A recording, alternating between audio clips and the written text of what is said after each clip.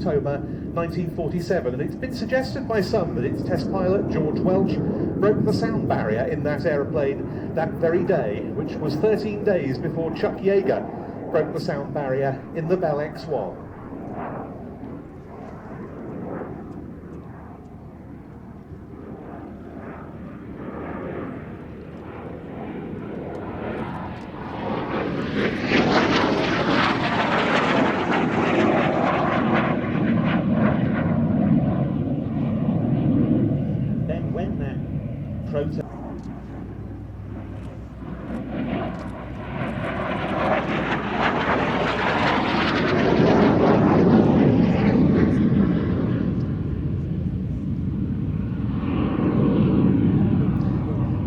Yes, and the rightness of that configuration was proved by the fourth production F-86, which definitively broke the outright world airspeed record, with Major Richard Johnson at the controls in September 1948, reaching 570 miles an hour.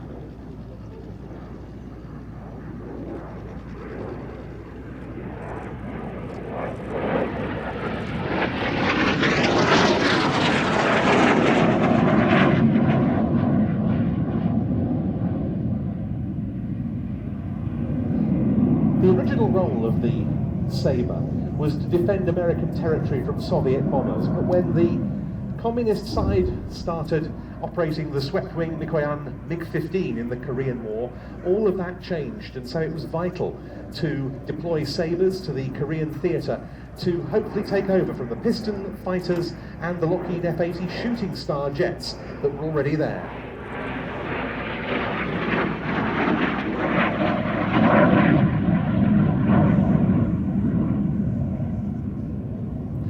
The US Air Force's 4th Fighter Wing was the first unit to deploy, and it proved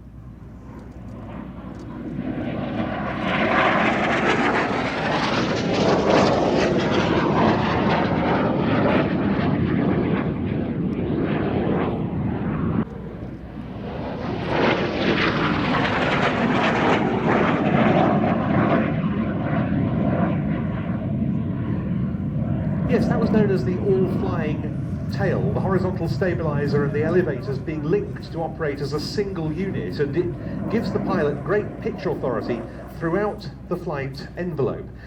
And this example, a CL-13B Sabre Mark 6 built by Canadair, has all of those refinements and more.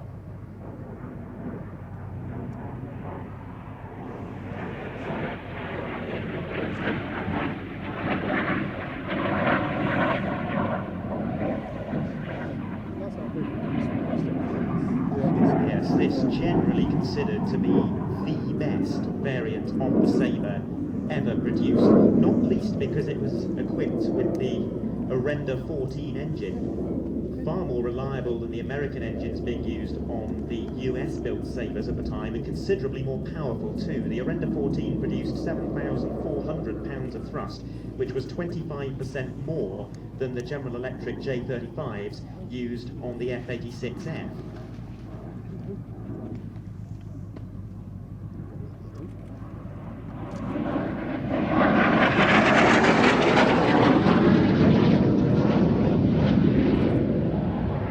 Very capable at the other end of the speed envelope as well, because it had reintroduced to it leading edge slats, a feature of some of the early Sabres which had then been dropped in the later models.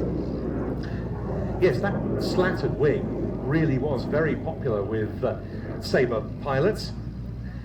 The Arenda engine, a product of Avro Canada, and this aircraft is fitted with a smoke generator for display purposes.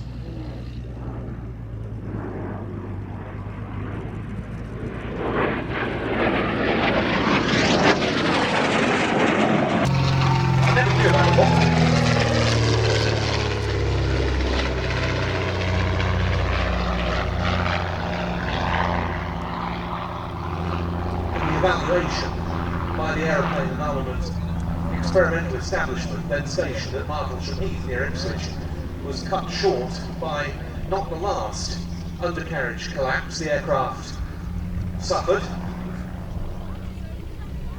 That period that saw the airplane put into silver given RAF roundels and an RAF serial, and its appearance as such as one of the pre-war Royal Air Force displays at Hendon.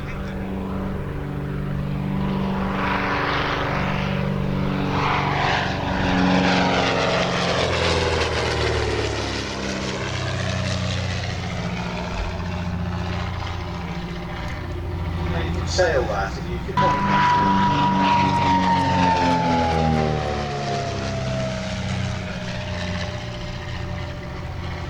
The last of the three-speed sixes was the M2U model, which was an open cockpit machine, and that was built for Louis Fontaine's sister Ruth, a very accomplished pilot in her own right. The reason I like the Speed 6 so much is because it was once described to me as the world's only Art Deco aeroplane, and as such it is.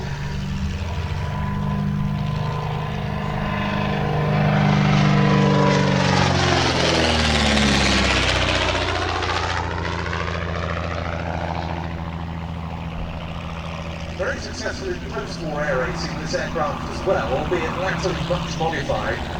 Never won the King's Cup though, despite endless successful performances in it. Including a record speed that it held for 25 years.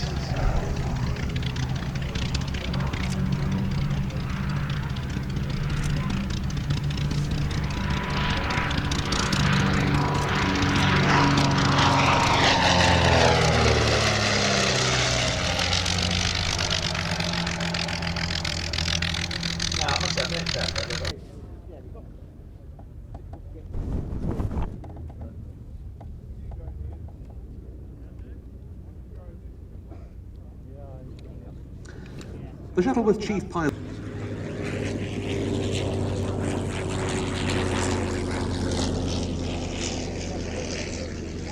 But it was a configuration that was, in some ways, a little bit ahead of its time.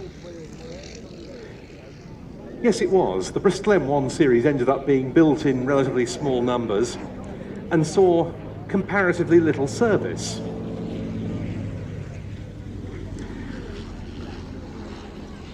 And the question of why that was has been the subject of many different answers over the years. Some people have gone back to 1912 when the Royal Flying Corps imposed a 5-month ban on monoplanes after an investigation of mishaps to different monoplane types, not including this type, which was still more than 4 years from appearing. But the committee's report concluded that the configuration wasn't to blame, and it seems unlikely that a great deal of suspicion lingered. And it's been suggested in certain books by historians Jack Bruce and Philip Jarrett, for example, that the RFC's dissatisfaction with another monoplane, the French-built Morin-Saunier Type N, which wasn't well liked by pilots, was more of a factor.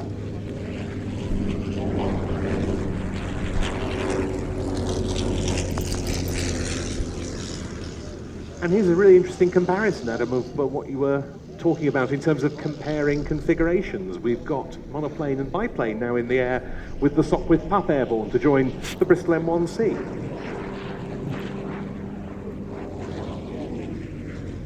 Yeah, I do remember being ill, just being like a mud.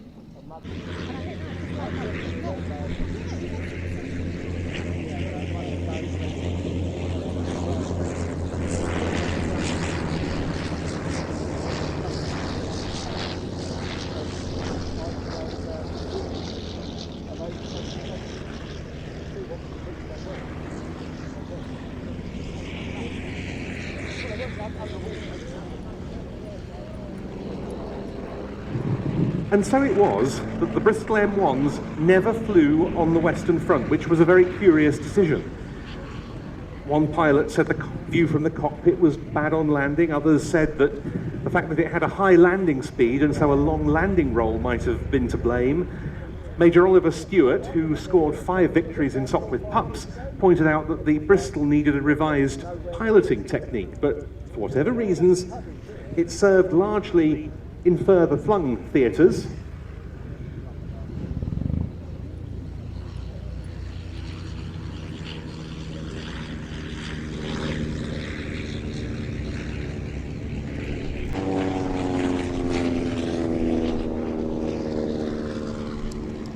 Nevertheless, it proved highly capable in combat.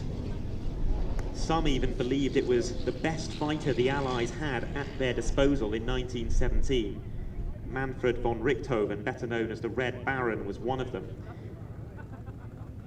As a mark of how potent it was, the 6 Sopwith triplanes of B-Flight 10 Squadron, Royal Naval Air Squadron, allegedly destroyed no fewer than 87 German aircraft during a 3-month period in 1917, with no losses of their own. And yet, despite that incredible record, the triplane saw only a very brief service career and just 147 were built.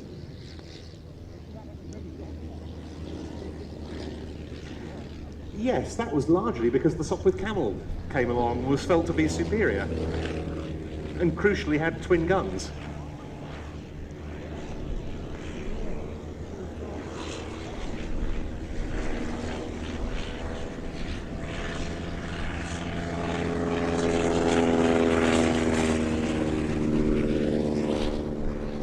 Possibly also spurred by the fact that the triplane, though fantastic in the air, was rather less so on the ground. It was very tricky to repair. The fuel and oil tanks were inaccessible without dismantling the wings and fuselage, so even minor repairs couldn't be carried out by ground crew on base. The aeroplane would need to be ferried out to repair depots well away from the front line. But I think perhaps one of the greatest contributions that the Sopwith triplane made was in influencing the enemy, because it helped inspire the Fokker DR-1, the best known and most successful of the German triplanes of the era, which was produced in response.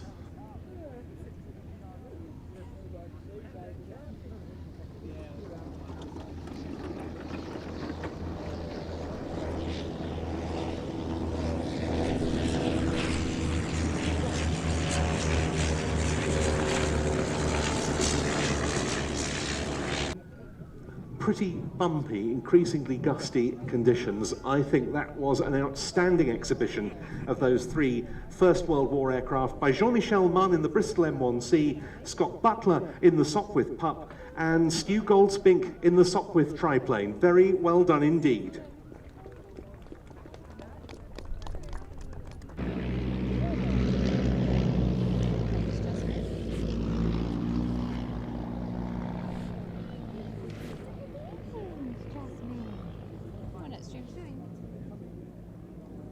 The 60 Moth has been with the collection now since 1930. He decided that he had to have it, and so he brought it home to Old Warden, and it's now lived at the same, something of a free spirit. You'll notice as it turns away from us that on the top of the Tiger Moth it has a red and white checkerboard scheme.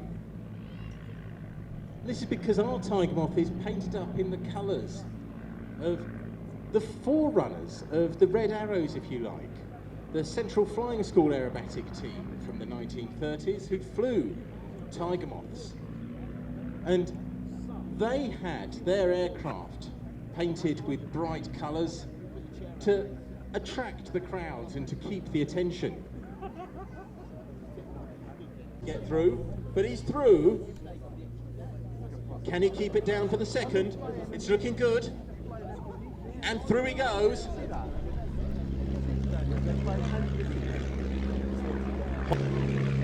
Rocket Crockett coming in now for his first pass. Through he goes on the first one. Can he keep it down for the second? Making sure he's clear from the wheels, and through he goes. Into us.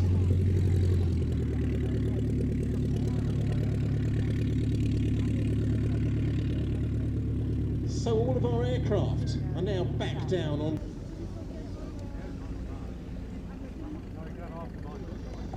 Now this has to be the most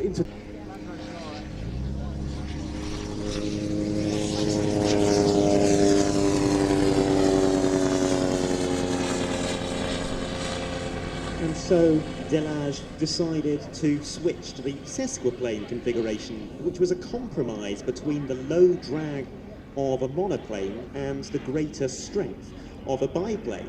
It also had another advantage as well. By having the large wing up top but the small wing down below, it afforded the pilot far better downward visibility.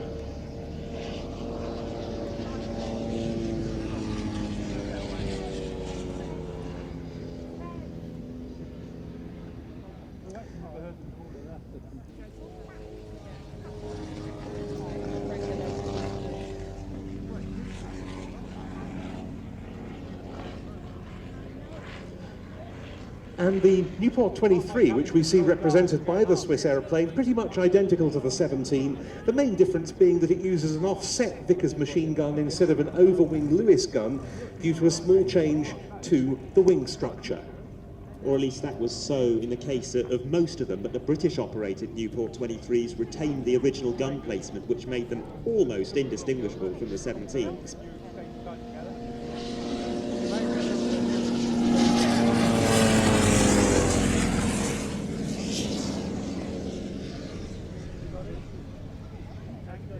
And with this 110 horsepower Le Rhône power plant, just watch it go. And getting into the air to join it is the replica Nieuport 17.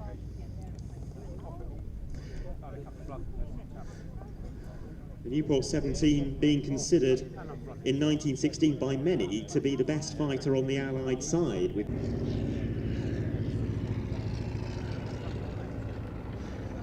And this fabulous Nieuport 23 from Switzerland is one of 3 reproductions being built by Kuno Schaub and Isidor von Arx. And they pay tribute to Oberleutnant Oskar Bieder, who...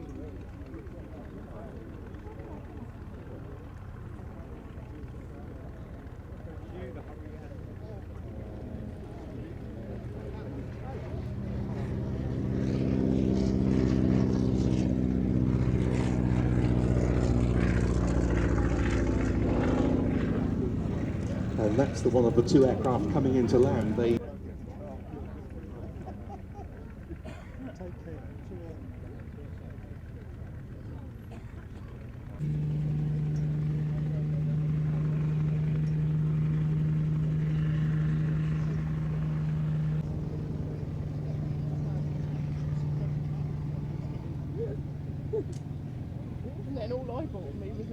As the aircraft makes its way down the runway, it's now possible to appreciate just how much it doesn't look like a normal Bell 47.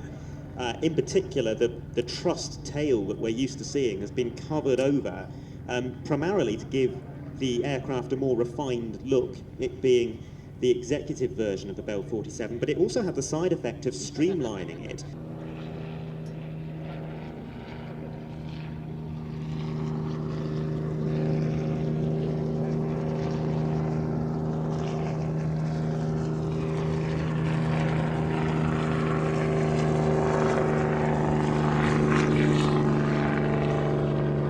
Young's key contribution was with the rotor. He developed what was called a fly bar, a hydraulically damped bar with tip weights that were mounted at 90 degrees onto the main rotor to improve stability. And this was one of the features that greatly improved the flying characteristics and made this so successful.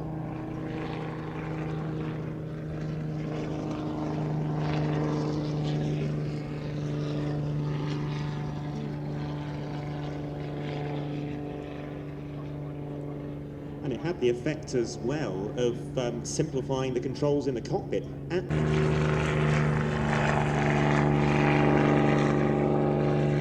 the figures relating to the use of the Bell H-13 Sioux, as it was known by the US Army in Korea, are quite incredible.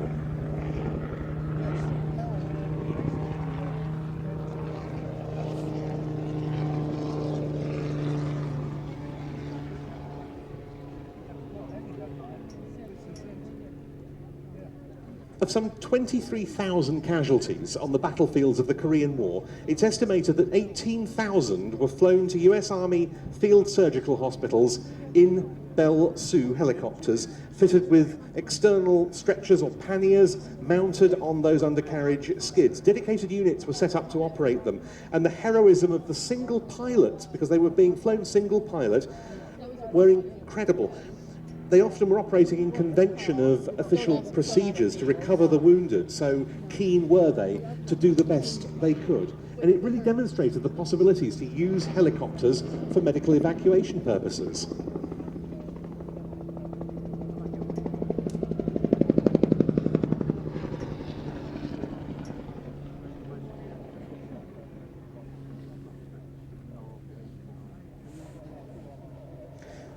professional roles, for example in Cyprus, in Berlin and in Northern Ireland.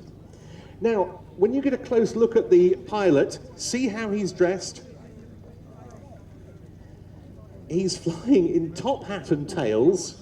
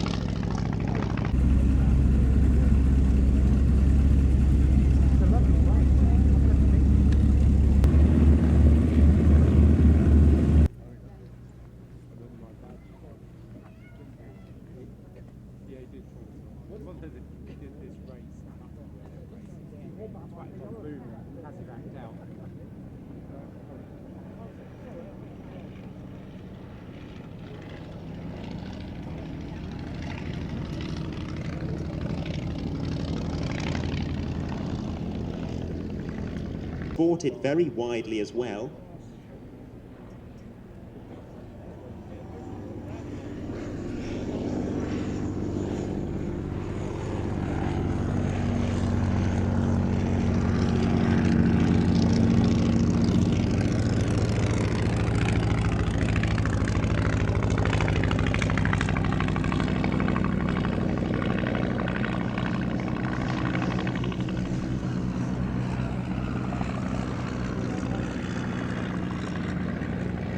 End of the war, there were about 1,600 F-2Bs in British service. The total production run exceeded 5,000 aircraft.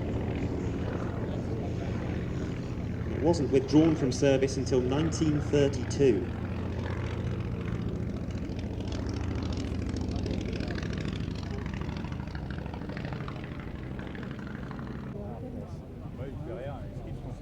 Into the air, the Gladiator.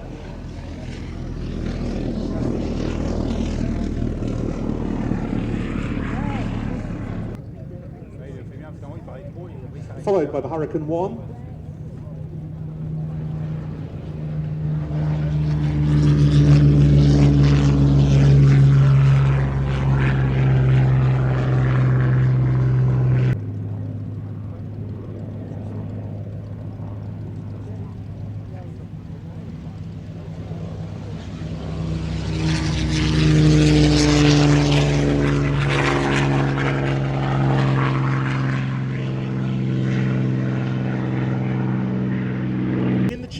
Wheeling around, and he will aim to cut our streamer. Diving down, he's going for the slightly lower one, and through he goes, a clean cut there. Now we are using biodegradable streamers. You can buy them in pretty much every single supermarket. This particular one is soft and strong and very, very long. I'm sure that you can work out what it is we're actually cutting.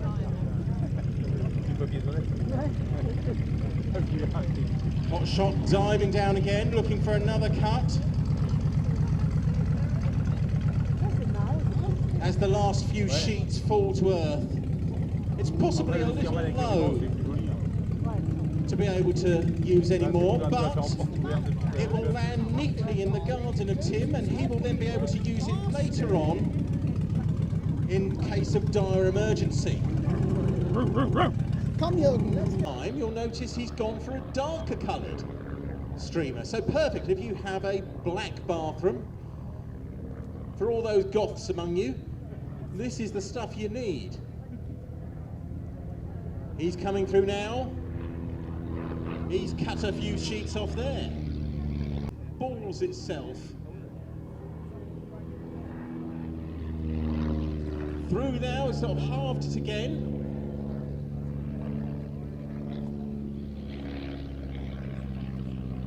He might get one more cut on this. Through he comes. Oh, he's spoiled for choice to go for the higher set, but missed.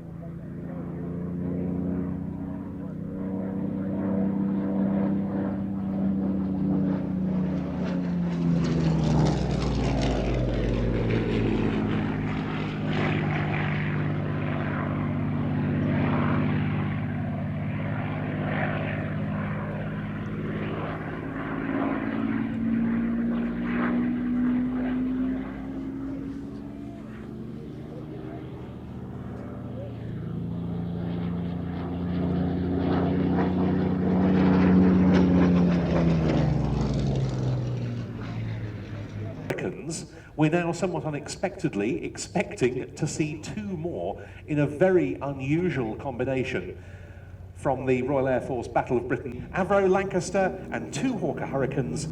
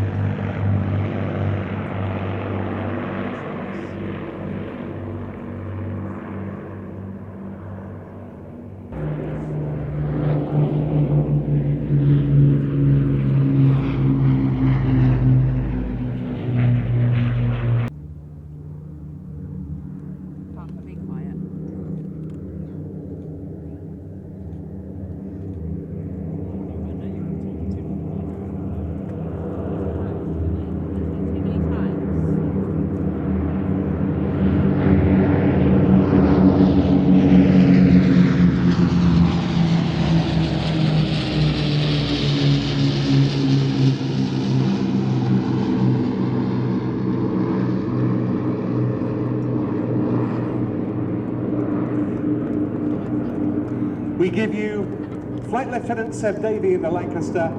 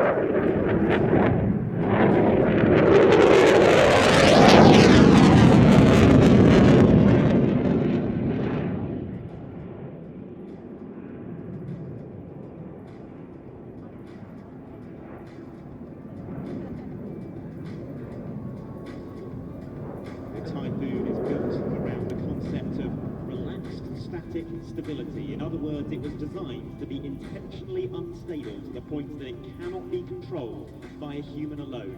Advanced computer software is used to interpret the pilot's input on the stick and pedals and translate those inputs into control surface movements, all while remaining inside the aircraft's flight envelope. That software working very hard now during a low-speed, high pass of the refinements.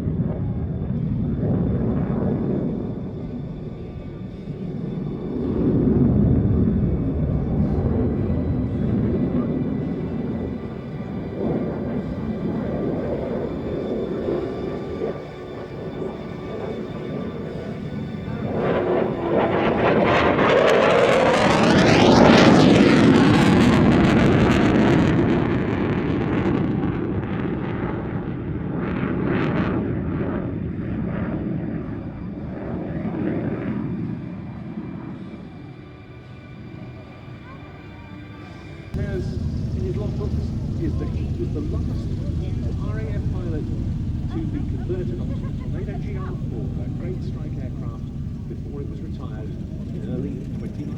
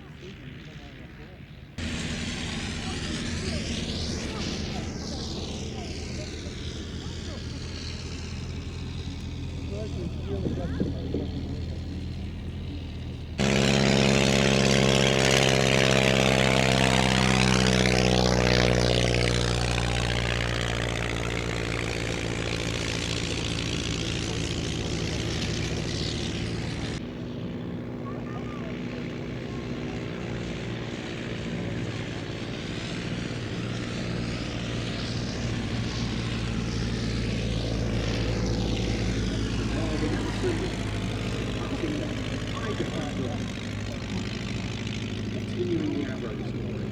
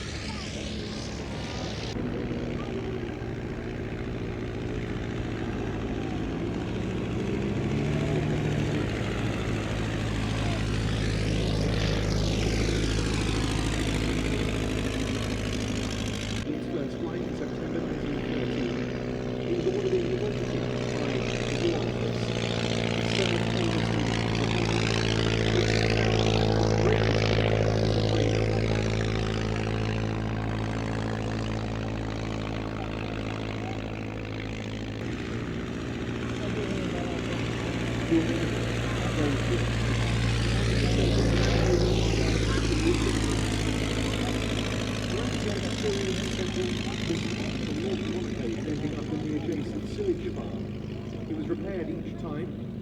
Mark Sharp with the Avro Triplane.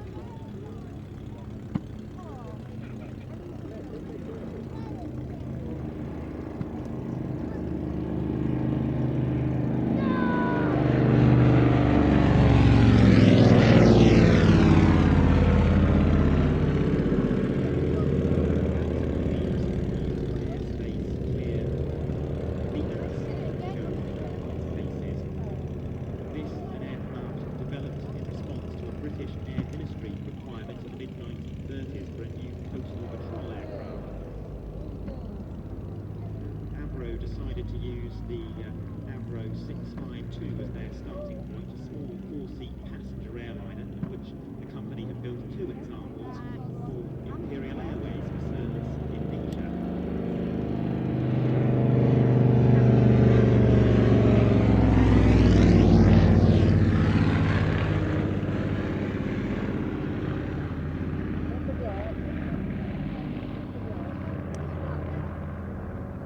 Seeing the Anson allows us to bring in another famous name, apart from that of Elliot Rowe himself, in the Avro story. That's Roy Chapman. He joined Rowe's firm in 1911. He became the chief draftsman at the plant at Havilland, Hampshire in 1916. 2 years later, he became chief designer.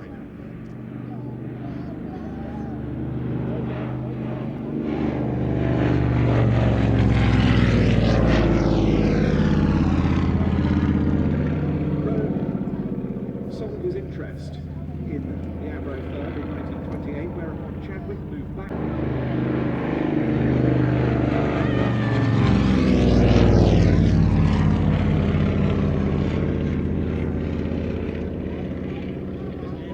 Avro Anson, an Avro 19. But it's in the colours of the RAF Coningsby station flight of a Mark 19 Anson that served with that unit.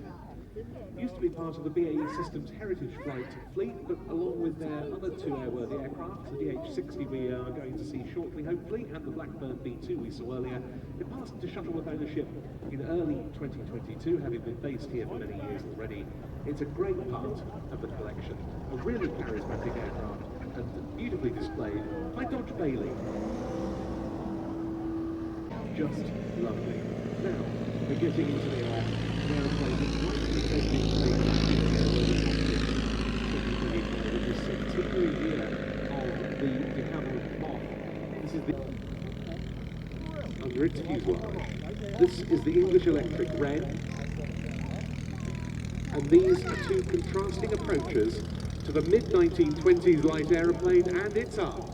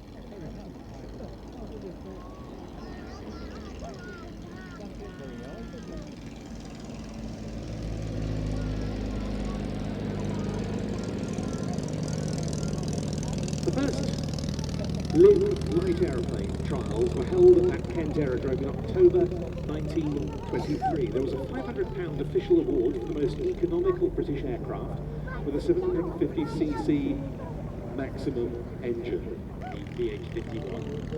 The aircraft was also fitted with folding wings that allowed its owners to store it in confined spaces, and it was a much more practical proposition. That was the DH-60. Oh, the Red's going for another down the runway.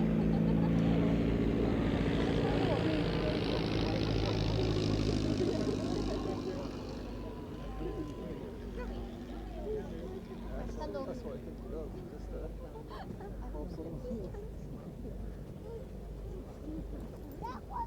Stand up. Right, help you stand up. It's very interesting to have these two in the air at the same time, because de Havilland had taken part in those 1953 LIM trials as well, with the DH-53 known as the Hummingbird. That wasn't practical either. De Havilland really needed to find a sweet spot between the DH-51 and the DH-53 Hummingbird, and the DH-60 was it.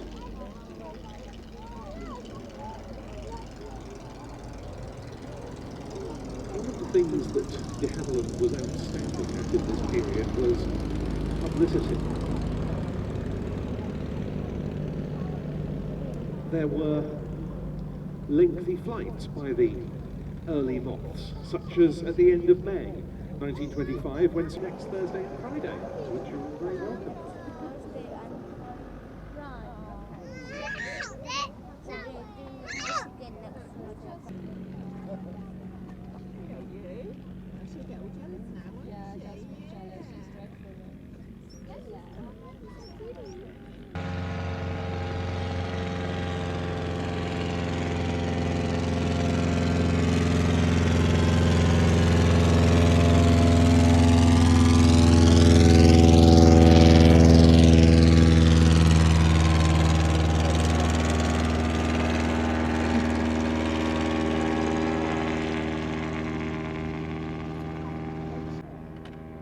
this was the first aircraft type to be produced by the British and Colonial Aeroplane Companies, later renamed the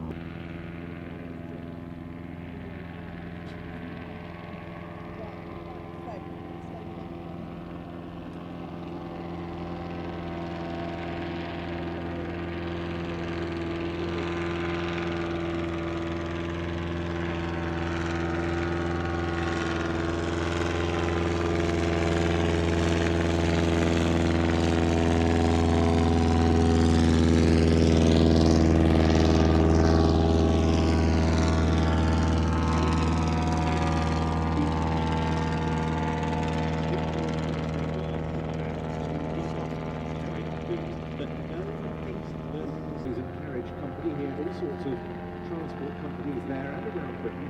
He was on holiday in France in 1909 when he went to a flying meeting in Po, and that convinced him to diversify into aviation. Set up the Royal Aeroplane Company, build aircraft and to operate flying schools.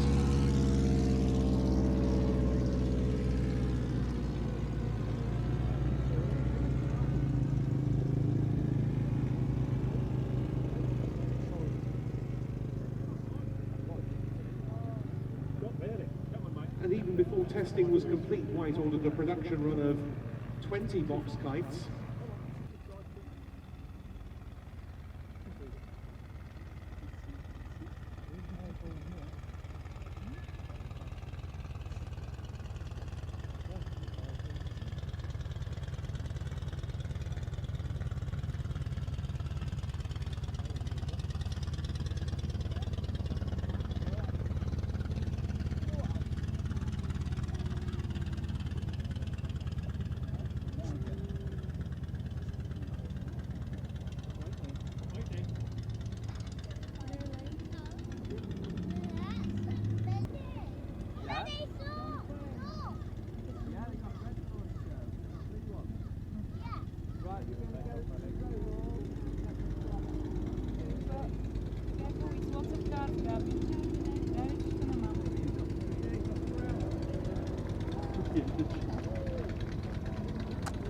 Don't worry, don't worry.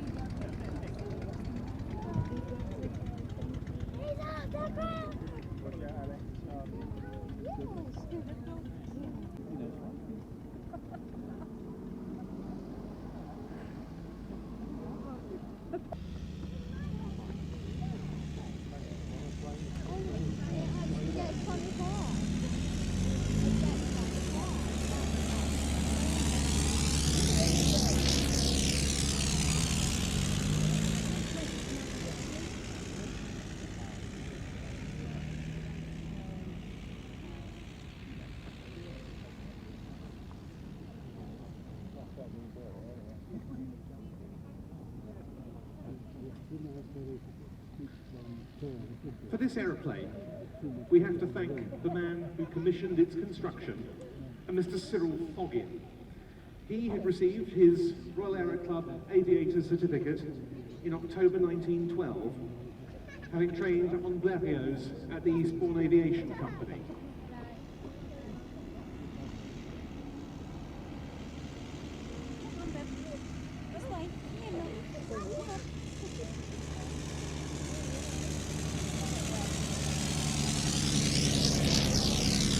Blackburn supplied his multi-young customer with this single-seat monoplane of similar general configuration to the Mercury series. It flew late in 1912 with Harold Blackburn as test pilot. He was no relation to Robert, incidentally. It was then modified to improve its performance, but this was already an aircraft that showed, for the time, superb flying qualities. Grass is too long, isn't it? Or next time too long. It made its public debut in March 1913 at the Lofthouse Park flying ground in Leeds, with Harold Blackburn at the controls. 3 days later, Cyril Foggin himself took the helm.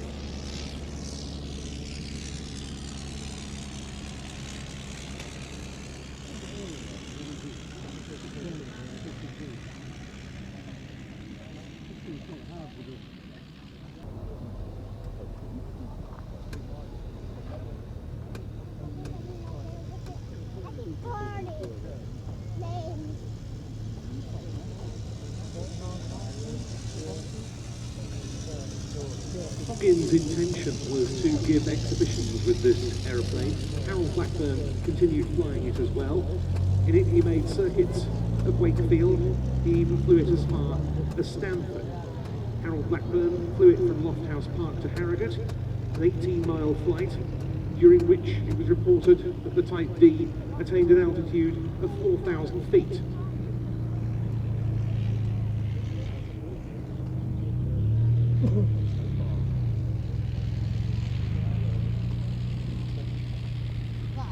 The next owner was one Montague Francis Blue, who later married Hoggin's sister, Irene. He operated the airplane in the area of Bristol and gave several displays.